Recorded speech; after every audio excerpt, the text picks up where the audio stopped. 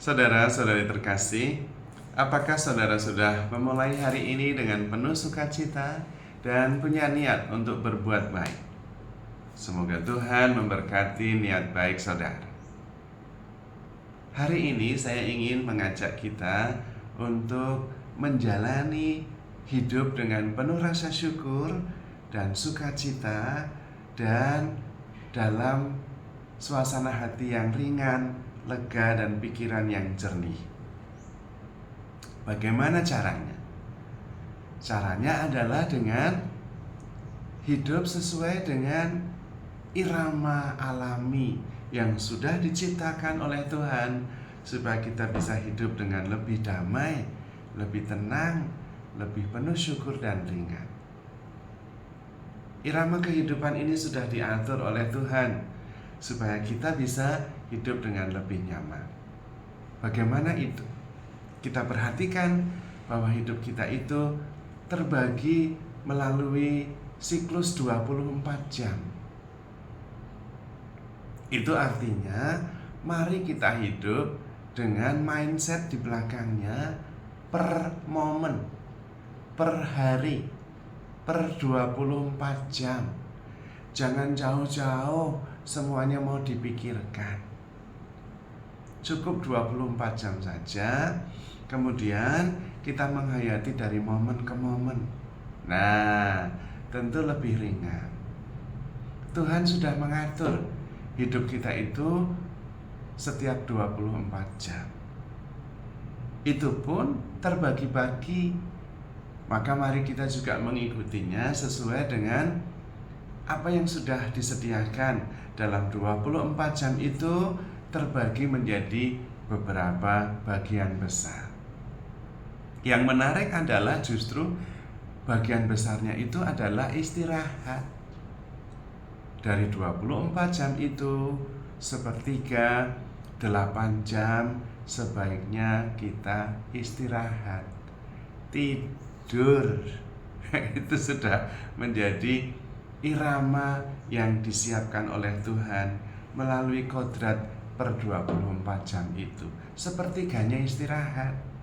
Jadi jangan dipakai untuk bekerja lebih. Nanti bagaimana Romo? Nggak cukup. Nah, itu pasti berpikirnya tidak per 24 jam. Mungkin mau menyelesaikan seluruh perkara, bahkan seluruh hidup ini dalam satu hari saja. Ya nggak bisa. Kita harus melihat kehidupan kita per momen, per hari, karena sudah dibagi begitu. Jangan mau menyelesaikan seluruh perkara kehidupan dan seluruh perkara dunia ini hanya dalam satu hari. Nanti kita pusing sendiri, muyek sendiri. Jadi kita ikuti 8 jam istirahat, puji Tuhan. Tapi Romo, kalau masih punya banyak persoalan, pekerjaan yang belum selesai, bagaimana bisa istirahat? Sudah, kalau punya banyak pikiran, banyak pekerjaan, tinggal saja dulu. Persoalan-persoalan itu tinggal tidur saja. Jadi kalau punya banyak persoalan, kita bisa bilang sama persoalan itu, silahkan kamu punya persoalan, saya tidur dulu, besok bangun tak pikir lagi kalau sempet. Nah, karena persoalan itu opsional, tidak harus, bisa ditinggal tidur. Kalau kita tidur 8 jam, wah, kita sudah punya modal pertama, yaitu sehat, segar, pikiran jernih. Tidak dikuasai oleh pikiran, tetapi pikiran kita bisa menatanya. Persoalan juga tidak menguasai kita, kita bisa mengaturnya, bahkan bisa kita tinggal tidur. Nah, itu yang benar begitu. Bukan pikiran yang menguasai kita, kita yang menata pikiran kita dan persoalan kita. Sesudah itu kita bekerja juga 8 jam. Nah, sepertiga cukup. Dalam bekerja itu pun kita masih membagi-bagi. Di antaranya juga ada istirahat, ada makan, ada minum, ada mandi, ada rekreasi. sehingga kita mempunyai 24 jam itu seimbang. Jangan 24 jam itu berpikir terus, ya lelah, ya muya. Persoalan itu nggak ada habisnya kok, bisa ditinggal tidur. Pekerjaan juga nggak ada habisnya. Dan memang kan kita hidup ini bukan hanya untuk bekerja, justru bekerja untuk hidup. Nah kalau bekerja terus malah kita ndak hidup piye. Maka perlu mempunyai konsep hidup itu per momen. Perlu juga berdoa, perlu juga mengucap syukur, perlu juga healing ya. Jadi hidup itu menakjubkan dan singkat. Jangan dihabiskan untuk kerja terus, moyok terus, mikir terus, ya nggak tahan. Tuhan sudah mengatur hidup kita itu diatur per hari, per momen. Dan kalau kita bisa menikmati, menghayati hidup dari momen ke momen, wah itu menakjubkan. Karena bagi orang yang sadar, setiap momen adalah sebuah keajaiban. Karena tidak bisa terulang. Tidak bisa. Setiap momen itu unik, hanya sekali seumur hidup, tak terulang. Dan karena itu mujizat. Karena hanya bisa Tuhan yang mengerjakannya. Bahkan yang nampaknya sangat sederhana. Coba Anda nyetir berhenti di lampu merah, itu keajaiban. Sekali selamanya seumur hidup dan kita tidak bisa mengaturnya. Mengulangi lagi nggak bisa. Suatu ketika satu hari ini misalnya berhenti di lampu merah, urutan pertama di sampingnya ada kendaraan lain, di sebelahnya ada sepeda motor, di ujung ada orang siap menyeberang, di sebelah sana ada mobil lain yang juga berhenti, di sebelah kanan ada yang lewat. Diulangi lagi nggak bisa, besok nggak bisa lagi.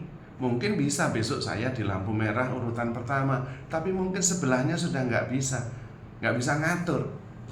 Yang mau nyebrang mungkin nggak ada, atau malah 10 orang mau nyebrang. Di seberang mungkin sepeda ontel, bukan mobil. Kita nggak bisa ngatur. Kita tidak pernah bisa mengatur bahkan sebuah peristiwa yang sangat sederhana. Setiap peristiwa dan momen Tuhan yang ngatur, kita nggak bisa. Karena itu kita tidak bisa mengulangi momen yang sama untuk kedua kalinya. Seperti orang yang tidak bisa menyeberangi sungai untuk kedua kalinya.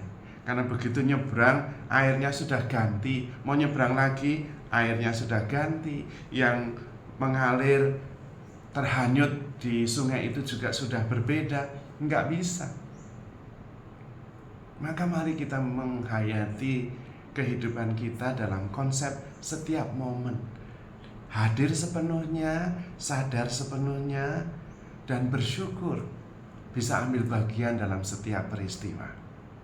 Maka kemudian kita tidak terbebani oleh pikiran yang begitu berat, memikirkan seluruh kehidupan seolah-olah itu di tangan kita. Lalu mengatur satu momen saja tidak bisa, kok merencanakan sesuatu yang luar biasa? Iya, nggak bisa. Besok bagaimana, lusa bagaimana? Lah besok bangun saja kita nggak ngerti apakah bangun sehat atau tidak kok. Apakah bisa bangun atau tidak kita juga nggak yakin. Tidak ada jaminan. Banyak yang tidur terus besoknya nggak bangun. Jutaan di seluruh dunia ini. Maka mari kita menghayati hidup ini dengan penuh rasa syukur setiap saat, setiap momen. Konsep kita menghayati kehidupan itu per momen, bukan linier. Seolah-olah hidup itu maju terus, besok ada, lusa ada. Belum tentu. Kita menghayati hidup bukan linier, tetapi per momen dengan kesadaran penuh. Hadir saat ini sepenuhnya. Lupakan masa lalu karena sudah lewat, dan jangan terlalu gelisah memikirkan masa depan karena belum tentu datang. Lebih baik hadir sepenuhnya, menghayati setiap momen dengan memberikan yang terbaik yang kita bisa.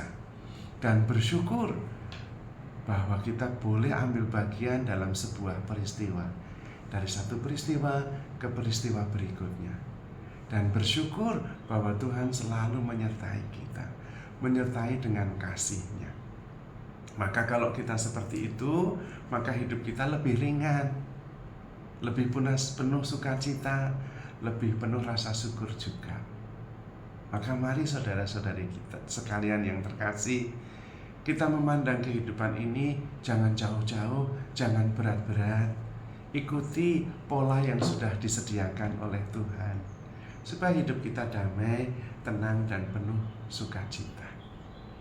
Jadi saudara-saudari terkasih, handle yourself with care because you are loved. Tuhan memberkati.